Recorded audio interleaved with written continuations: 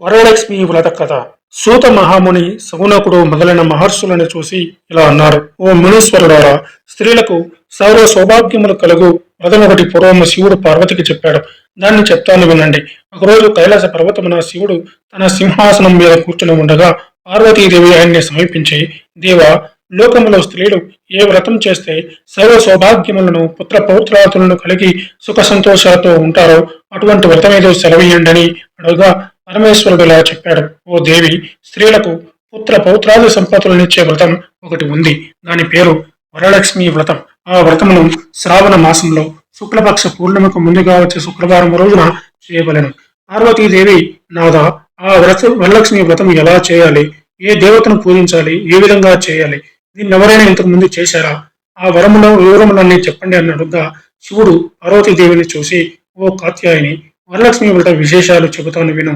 పూర్వము మగధ దేశమున కుండలం అనే ఒక పట్టణం ఉంది. ఆ పట్టణము నిండా బంగారు ప్రాకారములు, బంగారు గోడలు గల ఇల్లు ఉన్నాయి. అందులో చారుమతి అనే ఒక బ్రాహ్మణ స్త్రీ ఉన్నది.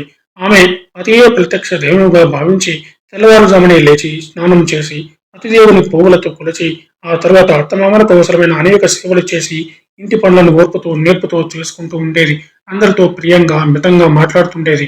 గయ్యాలుగా కాకుండా ఇంత అనుకువగా ఉన్న ఆ మహాప్రతివర్తను చూసి మహాలక్ష్మికి ఆమె మీద అనుగ్రహం కలిగింది. ఒకరోజు ఆ మహా ఇల్లాలకి కలలో ప్రత్యక్షమై మహాలక్ష్మీదేవి ఇలా చెప్పింది: ఓ చారుమతి, నేను వరలక్ష్మీదేవిని. నీ నడువడికి చూసి నాకు నీ మీద అనుగ్రహం కలిగి నీకు ప్రత్యక్షమయ్యాను. శ్రావణ మాసంలో శుక్లపక్ష పూర్ణిమకు ముందుగా వచ్చే శుక్రవారం రోజు నువ్వు నన్ను పూజిస్తే నీకు కోరిన వరములు ఇస్తాను. అలా ప్రత్యక్షమైన అమ్మవారిని చూసి ఎంతో మురిసిపోయిన చారుమతీదేవి కలలోని వరలక్ష్మీదేవికి ప్రదక్షిణ నమస్కారములు చేసి, నమస్తే సర్వలోకానం జనన్యై పుణ్యమూర్తి శరణ్యే త్రిజగద్వందే విష్ణువక్షస్థలాలయ అని అనేక విధములుగా స్తోత్రం చేసింది. ఓ జగజ్జనని, నీ కటాక్షము కలిగితే జనులు ధన్యులవుతారు, విద్వాంసులవుతారు, సకల సంపన్నులవుతారు. నేను పూర్వజన్మల్లో చేసిన పూజ ఫలం వల్ల నీ దర్శనం నాకు కలిగింది అనగా వరలక్ష్మీదేవి సంతోషం చెందింది. ఆ వెంటనే మెలకు వచ్చి నాలుగు వైపులా చూస్తే చారుమతికి వరలక్ష్మీదేవి కనబడలేదు. అప్పుడు ఆమెకు అర్థమైంది తాను కలగన్నానని. వెంటనే భర్తని, అత్తమామల్ని లేపి చెప్పగానే వాళ్ళు కూడా చాలా సంతోషించారు. ఈ స్వప్నము చాలా ఉత్తమమైనది. దేవి ఆనతి ప్రకారం నువ్వు తప్పకుండా వ్రతం చెయ్యి అన్నారు. చారుమతి తన ఇరుగు పొరుగున ఉన్న స్త్రీలకు కూడా చెప్పింది. వాళ్ళు చారుమతి ఎంతో ఉత్కంఠతో శ్రావణ మాసం ఎప్పుడు వస్తుందని ఎదురు చూడసాగారు. వారు ఎంతో ఎదురు చూసిన పౌర్ణమి ముందు శుక్రవారం రానే వచ్చింది. ఈ రోజే కదా వరలక్ష్మీదేవి చెప్పిన రోజుని ఎంతో ఉత్సాహంతో చారుమతి మొదలగు స్త్రీలందరూ పూజకు ఉపక్రమించారు. ప్రాతకాలమే లేచి తలారా స్నానం చేసి పట్టుబట్టలను కట్టుకున్నారు. చారుమతి ఇంట్లో అందరూ చేరారు. అక్కడ ఒక ప్రదేశంలో గోమయమతో అలికారు. ఒక మంటపం ఏర్పరిచారు. దాని మీద ఒక ఆసనం వేశారు. ఆసనం పైన కొత్త బియ్యం పోసి మర్రి చిగుళ్ళు, మామిడాకుల అలంకారాలతో కలశం ఏర్పరిచారు. అందులోకి వరలక్ష్మీదేవిని ఆవాహనం చేశారు. చారుమతి మొదలగు స్త్రీలంతా ఎంతో భక్తి శ్రద్ధలతో పూజ చేశారు. పద్మాసనే పద్మకలే సర్వలోకేకి పూజితే నారాయణ ప్రియేదేవి సుకృతా భవ సర్వదా అని ఈ శ్లోకంతో ధ్యాన ఆవరణాన్ని షోడశోపచార పూజ చేశారు.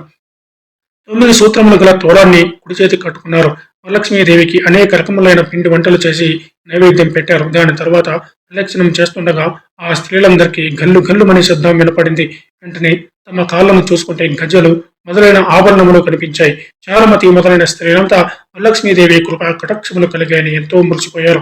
రెండో ప్రదక్షిణం చేయగానే చేతులకు దగదగలాడే నవరత్నాలతో కూడిన కంకణములు మొదలైన ఆభరణములు కనిపించాయి.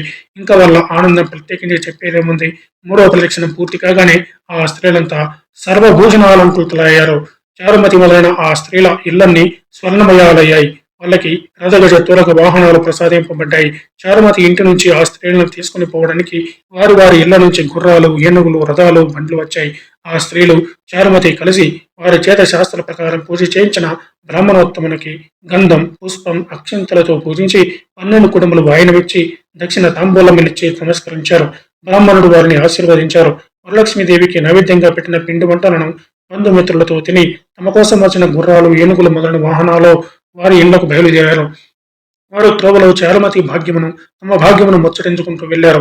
లక్ష్మీదేవి తనంతట తానే స్వప్నంలో వచ్చి ప్రత్యక్షమటువంటి మాటల చారుమతి ఎంత అదృష్టవంతురాలు అనుకున్నారు. చారుమతికి ప్రత్యక్షమైన విధానం తన మటుకే దాచుకుని తన ఒక్కతే పూజించకుండా తమ అందరికీ చెప్పి తమకి కూడా ఇంతటి సౌభాగ్యం కలుగజేసిన చారుమతి ఎంతటి పుణ్యురాలు, అలాంటి అవయ పరిచయం కలిగి ఉండిన తామెంత భాగ్యవంతులు అని ఎంతో మురిసిపోయారు. అప్పటి నుంచి చారుమతితో సహా వారందరూ క్రమం తప్పకుండా ప్రతి సంవత్సరం ఈ పూజ చేస్తూ పుత్ర పౌత్రాభివృద్ధి కలిగి తన కనక వస్తు వాహనములు కలిగి సుఖ సంతోషాలతో ఉన్నారు. కావున ఓ పార్వతి, ఈ ఉత్తమమైన వ్రతమును చేస్తే, అలా ఎదుటి వారికి చెప్పి చేయిస్తే సర్వ సౌభాగ్యములు కలిగి శుభంగా ఉంటారు. ఈ కథను విన్నవారికి చదివిన వారికి కూడా వరలక్ష్మి ప్రసాదం వలన సకల సహకార్యములు సిద్ధించను అన్నాడు పరమశివుడు. సూత మహాముని సౌనకుడు మొదలగు వారితో మునులారా విన్నారుగా, చారుమతి ఎదుటివారి మంచి కూడా ఎలా కోరిందో.